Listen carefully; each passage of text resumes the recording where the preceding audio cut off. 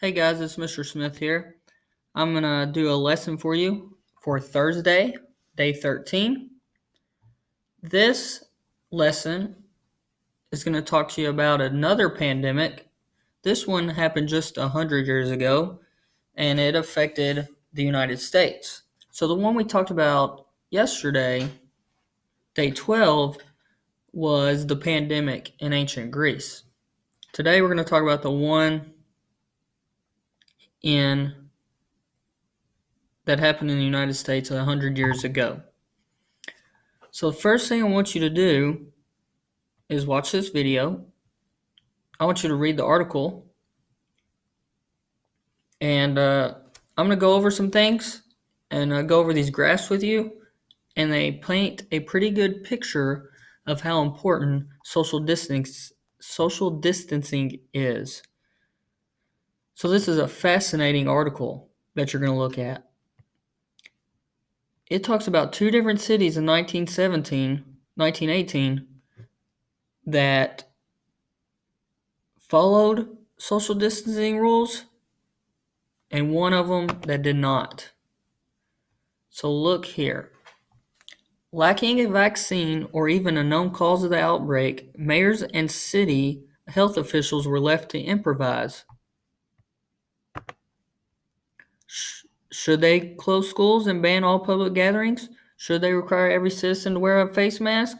Or would shutting down important financial centers in wartime be unpatriotic?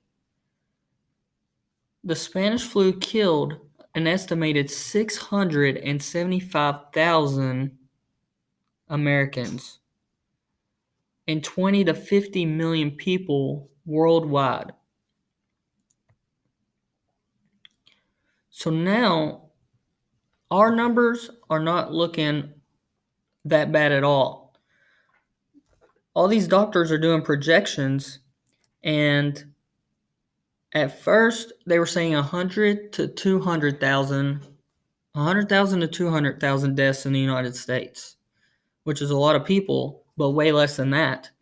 And now it keeps going down even further. The projections are showing a lot lower number now. So that's a good thing. It shows us that our staying at home, our social distancing, even though it's hard to do, is actually paying off. Okay? So it says well-organized responses slowed the spread of the disease. All right, I got to make this quick.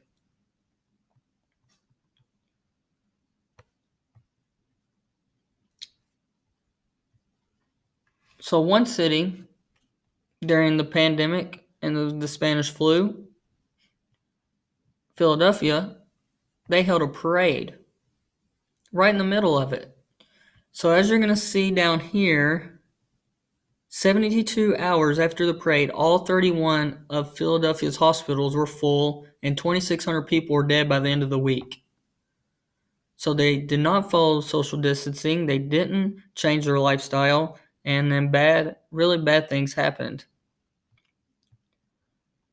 But at the very same time, St. Louis in Missouri, they put in social distancing practices, and I'm sure that's where we got our ideas from. Look what St. Louis did. When a flu outbreak at nearby military barracks first spread in St. Louis, the mayor, no, he was a doctor. The doctor wasted no time closing schools, shutting down movie theaters and pool halls, and banning all public gatherings. There was definitely pushback from business owners, like there is. Some people think we should open up the economy. But they stayed at home, and this helped. There's the term, flatten the curve. It kept the flu epidemic from exploding overnight as it did in Philadelphia. So now I'm going to show you the graphs. So I just explained it to you, but some people have to see it. So let's see both of these pictures here. All right. This is the death rate, 100,000 people. So for every 100,000 people, September 21, 1918, the black line is Philadelphia and the dotted line is St. Louis. So for every 100,000 people, by October 19th, it was at 250 people. Look at this curve. So I don't know the actual date of the parade, but I'm sure if the parade was like right here, this date, this is when it started to go up, right? So Philadelphia did not practice social distancing, and this is what happened. St. Louis put in all those rules in place, and look at their curve. Definitely not as steep. All right? Definitely not as steep. So that's what we talk about when we say flatten the curve. We don't want that death rate to get very high at all. So this week is supposed to be when the curve starts to flatten. But with that means a lot more deaths.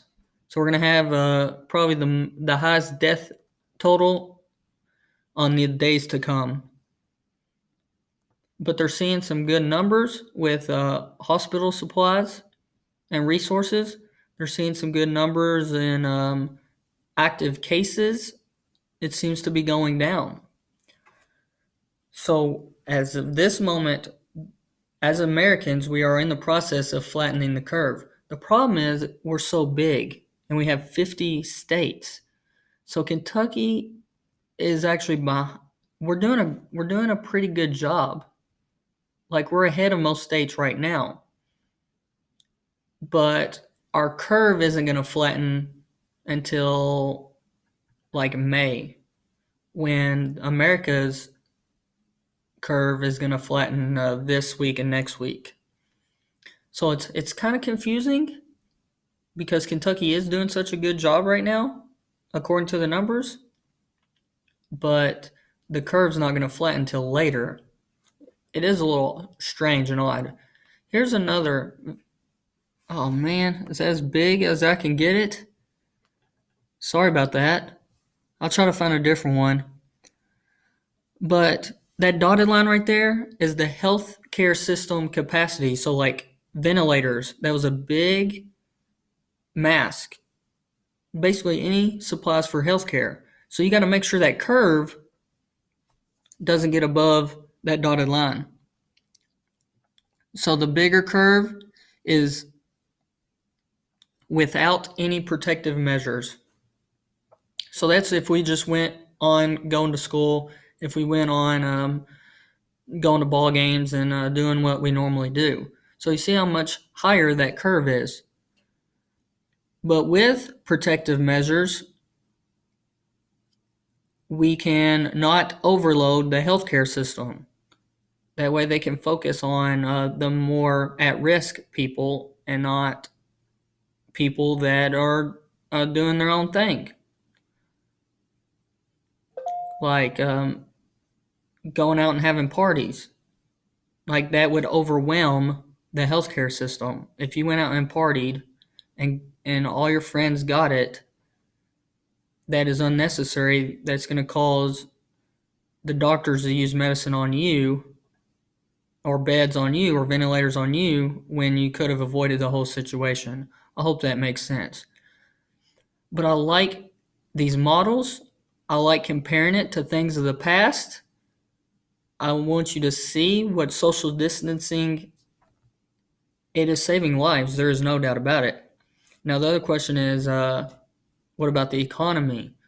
So that is a big debate that I'm not going to get into. You can have your own opinions about that. I don't want to influence you in that way.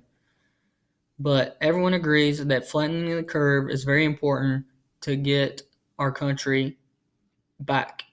And of course, like I said yesterday, there is a light at the end of the tunnel. We will be back, hopefully sooner rather than later. But In the meantime, we gotta think about our friends and our family and the people that have died from it and that are gonna die. It's a hard time. Like, this is the roughest 2 weeks of America, and Kentucky is gonna be after that. So we just gotta keep being careful and keep doing. Everyone's in this together, so we gotta do what St. Louis did and follow the rules, and everything will work out. So that's my lesson about flattening the curve. I hope this helped. I'm fascinated by all this stuff, and hope you enjoyed that. Hope it was helpful. Let me know if you have any questions. I'll help you out.